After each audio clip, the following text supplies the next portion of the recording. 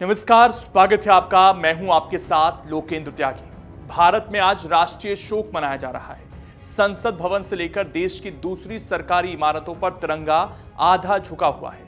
लेकिन इसके पीछे की वजह क्या है? भारत में तो ऐसी कोई बड़ी अप्रिय घटना नहीं हुई, फिर राष्ट्रीय शोक क्यों घोषित किया गया है? आखिर ऐसा क्या हुआ है कि भारत सरकार को यह फैसला लेना पड़ा?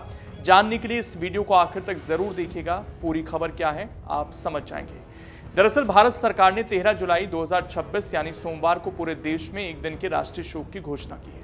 यह फैसला देश के भीतर हुई किसी घटना के कारण नहीं, बल्कि भारत के मित्र देश कतर के फादर अमीर शेख हमद बिन खलीफा अल थानी के निधन के बाद लिया गया है। उनका 12 जुलाई को 74 वर्ष की आयु में निधन हो गया। उनके सम्मान में ही भारत सरकार ने राष्ट्रीय शोक घोषित किया है। विदेश मंत्रालय की ओर से जारी बयान के मुताबिक राष्ट्रीय शोक के दौरान देश भर की उन सभी सरकारी इमारतों पर राष्ट्रीय ध्वज आधा झुका रहेगा जहां नियमित रूप से तिरंगा फहराया जाता है। इसके साथ ही इस दिन सरकारी स्तर पर कोई भी आधिकारिक मनोरंजक कार्यक्रम आयोजित नहीं किया जाएगा। राष्ट्रपति भवन से लेकर संसद भवन और विभिन्न सरकारी कार्यालयों में राष्ट्रीय ध्वज आधा झुकाकर उन्हें श्रद्धांजलि दी जा रही है। शेख हमद बिन खलीफा अल थानी कतर के मौजूदा अमीर शेख तमीम बिन हमद अल थानी के पिता थे। उन्हें कतर का फादर अमीर कहा जाता था। उनके निधन की जानकारी कतर की सर्वोच्च सरकारी संस्था अमीरी दीवान ने सार्वजनिक की, जिसके बाद दुनिया के कई देशों के नेताओं ने शोक व्यक्त किया।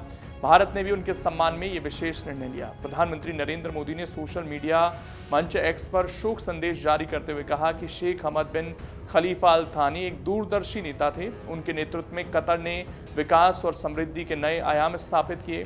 प्रधानमंत्री ने कहा कि उन्हें फरवरी 2024 में अपनी कतर यात्रा के दौरान शेख हमद से मिलने का अवसर मिला था और वो उन्हें भारत का सच्चा मित्र मानते थे। प्रधानमंत्री ने कतर के अमीर शेख तमीम बिन हमद अल थानी, शाही परिवार और कतर की जनता के प्रति अपनी गहरी संवेदनाएं भी व्यक्त की।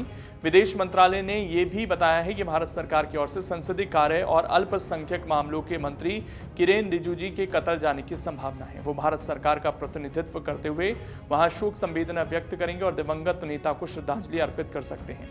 अब सवाल यह है कि आखिर शेख हमद बिन खलीफा अल थानी इतने महत्वपूर्ण नेता क्यों माने जाते हैं? दरअसल उन्होंने साल 1995 से 2013 तक कतर का नेतृत्व किया। उनके शासनकाल को आधुनिक कतर की नींव रखने वाला दौर माना जाता है। उनके कार्यकाल में कतर ने आर्थिक, सामाजिक और बुनियादी ढांचे के क्षेत्र में तेजी से विकास किया। प्राकृतिक गैस के विशाल भंडार का प्रभावी उपयोग करते हुए उन्होंने देश की अर्थव्यवस्था को नई ऊंचाइयों तक पहुंचाया।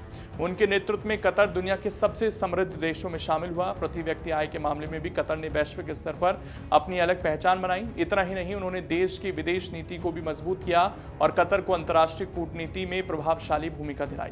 आज वैश्विक मंच पर कतर की जो मजबूत स्थिति दिखाई देती है, उसमें शेख हमद के नेतृत्व का बड़ा योगदान माना जाता है। भारत और कतर के संबंध भी पिछले कई वर्षों में लगातार मजबूत हुए हैं। ऊर्जा, व्यापार, निवेश और वहां रह रहे लाखों भारतीयों की मौजूदगी ने दोनों देशों के रिश्तों को और गहरा बनाया है। ऐसे में शेख हमद बिन खलीफा अल थानी के निधन पर भारत की ओर से राष्ट्रीय शोक घोषित किया जाना दोनों देशों के घनिष्ठ संबंधों और आपसी सम्मान का प्रतीक माना जा रहा है। इसीलिए आज देश भर की सरकारी इमारतों पर तिरंगा आधा झुका हुआ दिखाई दे रहा है। अगर आप ये वीडियो YouTube पर देख रहे हैं तो हमारे चैनल को सब्सक्राइब कर बेल आइकन दबाएं और Facebook पर देख रहे हैं तो हमारे पेज को लाइक करें।